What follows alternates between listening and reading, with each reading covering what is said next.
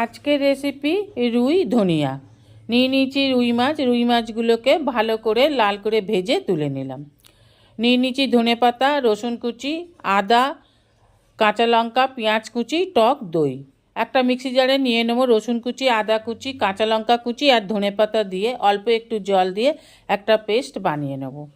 ওভেনে কড়া বসিয়ে সাদা তেল দিয়ে দিলাম শুকনো লঙ্কা, গোটা জিরে। ফোড়নটাকে 1 সেকেন্ড ভেজে নিয়ে দিয়ে দেবো পেঁয়াজ কুচি, দিয়ে দেবো পরিমাণ মতন লবণ। পেঁয়াজটাকে হালকা লাল করে ভেজে দিয়ে দেবো বেটে রাখা ধনেপাতার পেস্ট। ভালো করে কষে নিয়ে দিয়ে দেবো কড়াইশুঁটি। ভালোভাবে কষে নিয়ে দিয়ে দেবো গুঁড়ো মশলা, দিয়ে দেবো ধনে গুঁড়ো, জিরে গুঁড়ো, হলুদ গুঁড়ো, লাল লঙ্কার গুঁড়ো, ফেটানো টক দই।